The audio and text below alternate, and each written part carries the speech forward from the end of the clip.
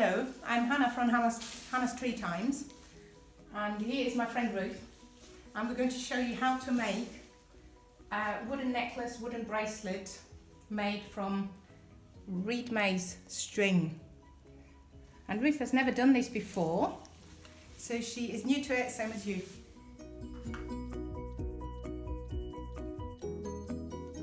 So this is cordage that I've made from the fresh plant, from the fresh leaf, like really cut and then directly made the cordage, split the leaf.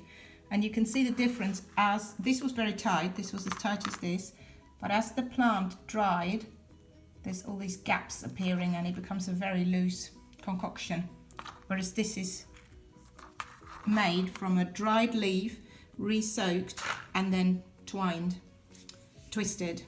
And this stays as it is, so it stays really strong and tight. So here we have the dried cattail leaves, also called Reedmace, typha, and you can see there's different length of leaves and they have slightly different colouring because it's been autumn when they were harvested.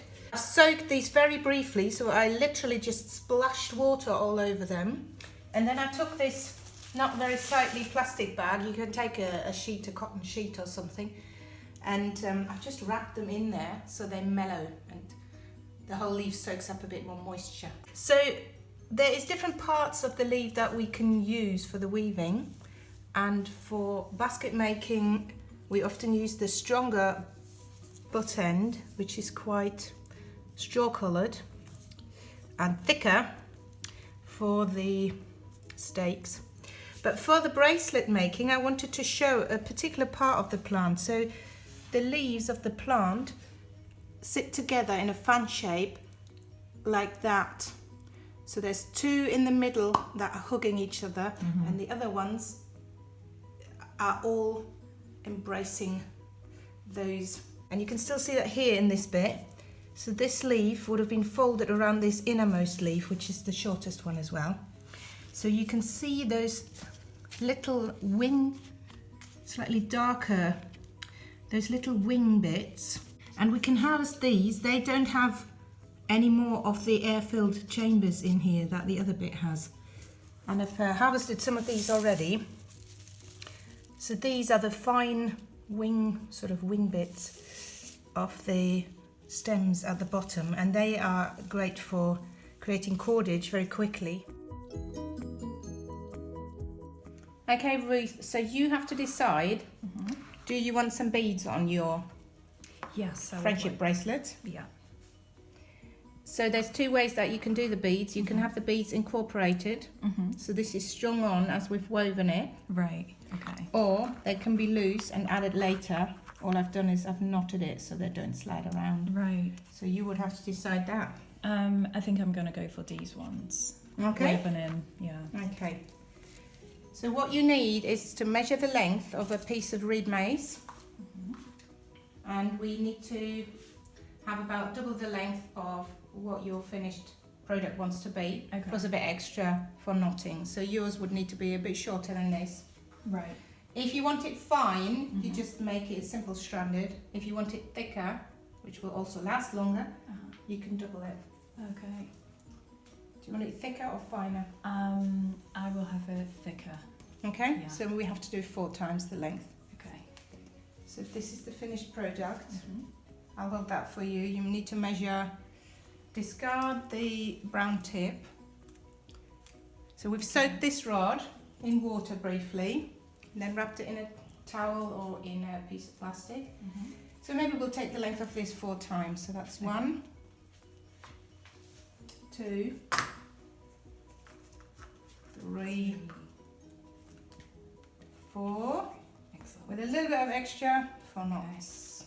Excellent. So go for it. And now what you have to do is you have to fold it into 4. Right. So I guess we could do half and half.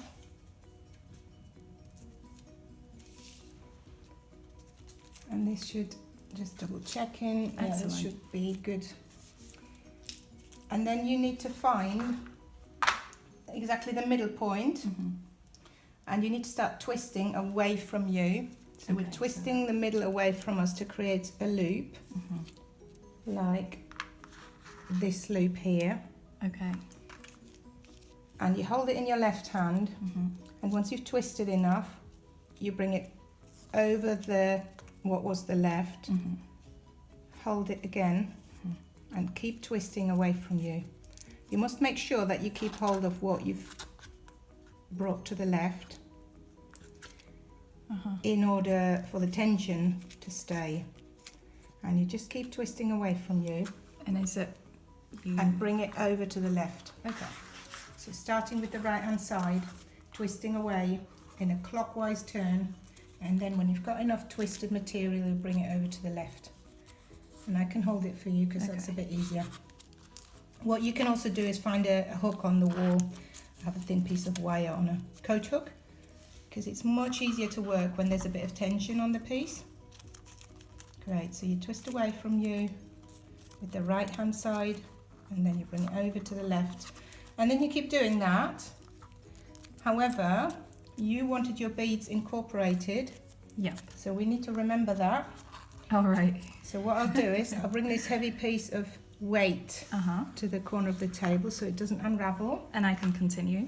Well, you can, but you need to choose your beads first. Oh, okay. Bearing in mind there will probably not be all that many that will go through quite easily. I like this one. Yeah, take one. So that's let's show the beads. There's pieces of willow, they're the brownish red colour. This with the very big pith is elder. This is some willow that I've shaped. And this is very typical for a lot of Aboriginal from the Sydney coastal regions necklaces. They have these reed necklaces with short length of reed on very fine Reedmace twine. And these are beautiful because they're already a little bit decomposed, so you can see how there's these little markings on them. So you need to find a way, Ruth, of folding these at the bottom here. Right. And feeding it on this piece of elder. And all the way to the middle. And then you keep doing your twists.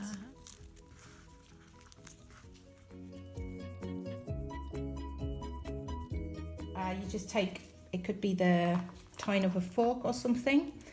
And willow, for instance, and elder have got a lot of pith. That's the spongy material in the middle. And all you do is with a twisting motion, you get rid of the bits in the middle. If you want it even easier, you could take bamboo, like this one here. You would need some kind of small saw, a hacksaw, because it's already hollow. All you have to do is saw it into the right length of pieces. And when you're twisting it, do you want it to be quite tight or just loose? So when you twist it, it's good to do it quite tight. The tighter you do it, obviously without breaking it, the more it will stay together. Okay.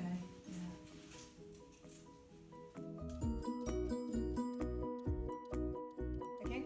So this looks more than long enough, which is great. So what we need to do is to make 2 simple half hitches at the right length. Do you want it reasonably tight? Just a little looser than that. Okay, so maybe about here. That's okay. Good. Yeah. So if you make a knot here, actually this is probably enough to just have one of these knots. Simple half hitch, over, under, and pull through. I'm not going to pull it entirely tight, just to remeasure. Is that about right, or a little tighter? No, that's good. Okay. So pull it really nice and tight, and before we cut the ends off, we're going to feed it through the loop here, so we still have room for adjustment. Nice. Now the knot is like a button, and it holds the bracelet in place. Don't cut it totally short, just a little bit longer. Yeah, that's great. That's it.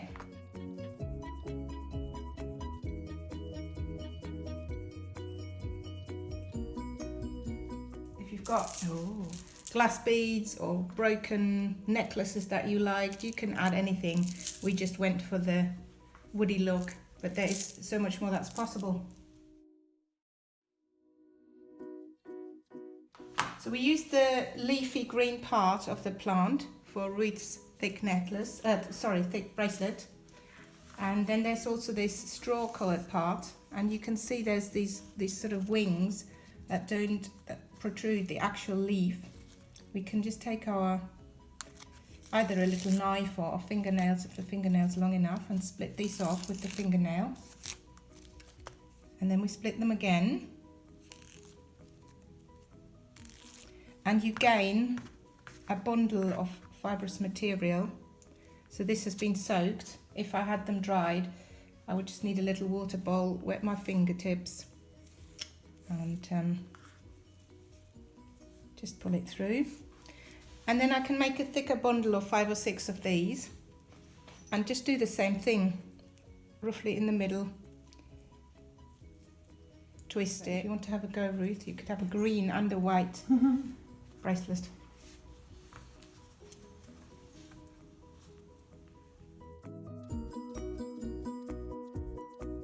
So you said you were getting a bit short now, that's true. So we need to add some fibres in.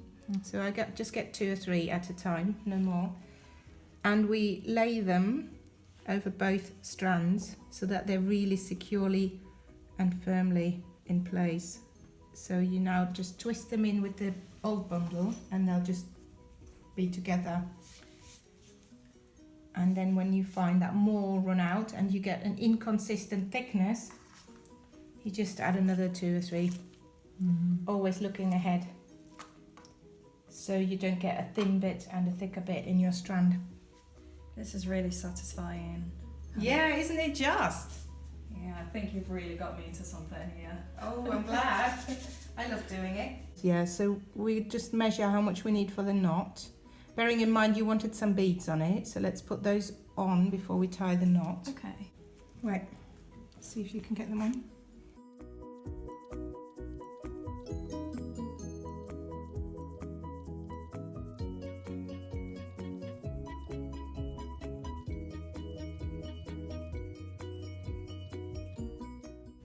So we've got bamboo, thicker willow and thinner willow.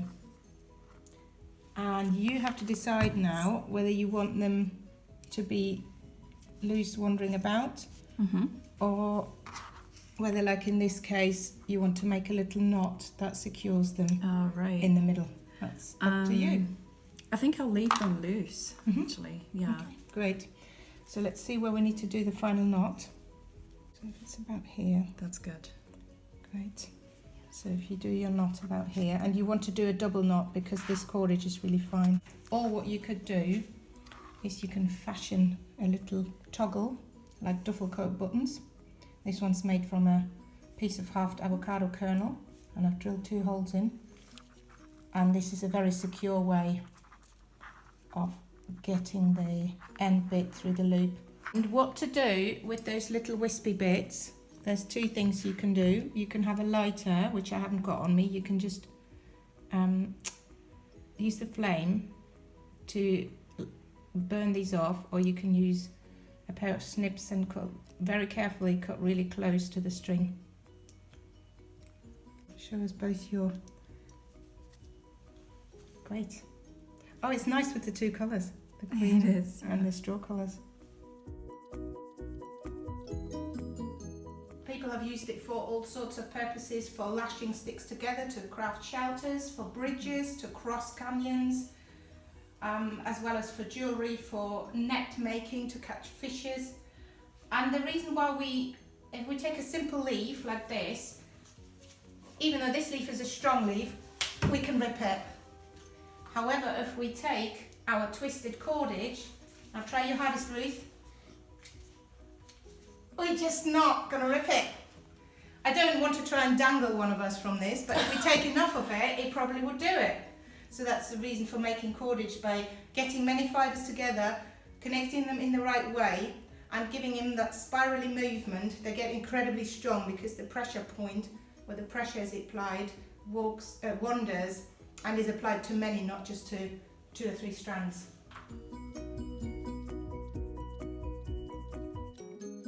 So these are stripped down bits of New Zealand flax, and the leaves are about this width, and they're incredibly strong.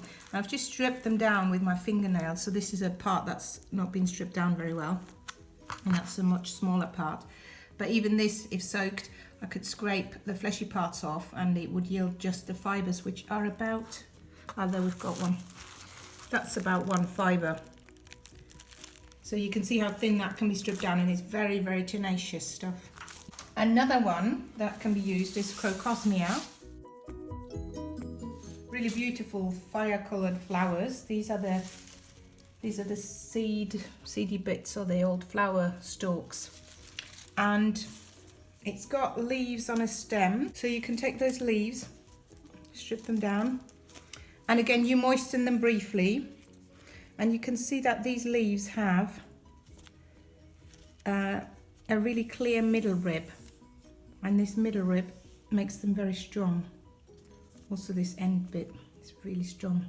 And depending on what time you harvest it, you get more browny colours or you get very green colours, like these leaves are still quite green. This is a plant, I don't actually know what it is. I know it's a grass. It grows submerged in the water. I got this from the canal when I was harvesting yellow flag iris. And it's got really long leaves for grass. You know, that's all one leaf. That's quite remarkable for a grass. And again, it's got a clear middle rib there. It must have a lot of silica in, because you can kind of feel it when it's dry. It's got that rough texture. So this can be moistened as well, and it can be twisted for cordage. So there's loads more plants. There's so many plants that you can experiment and play with. The world's your oyster, basically. It's just good fun to do it. I think one guideline would be to not harvest it when it's just freshly grown. So springtime's not a good one. You need to wait till the year's given it a bit of fibrousness and tenacity. So just some samples of material you can use. This is grass, fresh grass. So again, the shrinkage problem has occurred. This is semi-fresh cattail, but the bottom end, that's been split into those very thin fibres. This is plantain, a medicinal plant, great for stir fries as well, which has very long flower stalks. This is the crocosmia that we've been speaking about, and this is the inner bast of lime. You can also make cordage quite easily from willow bark. So there's tons of plants that are useful for it. Oh, this is the New Zealand flax here. So again, it makes very, very fine, very strong cordage if you split it down enough. Here are a few examples of things that have been made from Reedmace, Cattail, Taifa. Very nice for the kids. Is a little duck, and it's made from one leaf. So the thicker part forms the tail, and because the leaves are puffy and air-filled, the duck will float on water, so it's really nice to make a few and have them swim on a pond. Another very typical example of what you can do with cattail is mats. Mats could be, they would have been used for all sorts of things. Obviously this is more like a decorative coaster thing, but actually there would have been big mats woven by the Native American indigenous people who lived near Reedmace. Another way of using them is for baskets. This is a round basket, but you can also make squarish baskets, little pouches, and each bit here, this cordage, and each bit, in this case it was made from rushes, but it could be done from Reedmace as well. This is a little basket made from bark and a variety of fibres. So this is Reedmace, and the string is Reedmace with an avocado stone button. This is crocosmia here. So you can make them all sorts of sizes. If you look into places in Europe like the Danube Valley, where there's a lot of Reedmace growing, they have quite elaborate baskets like this one here. So it's been made on a checkboard pattern as well, with twining in between, and then they've crossed over the stems to gain height quicker and also for decorative purposes. So it makes quite pleasing baskets for sewing wool, bread, cheeses.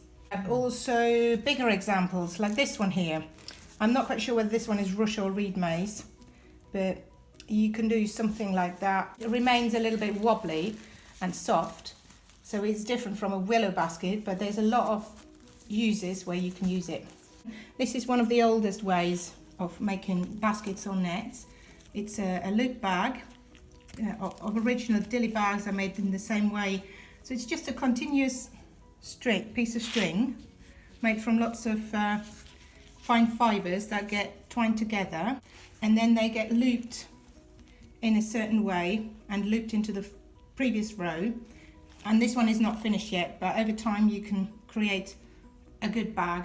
To show how much cordage is still used in decorative items for the home purpose, obviously it's made on a wire frame all the way through, so that one has got a lot of integrity just through the metal, but the covering is always the string still, so there must have been a lot of plant material that's gone into this little tray.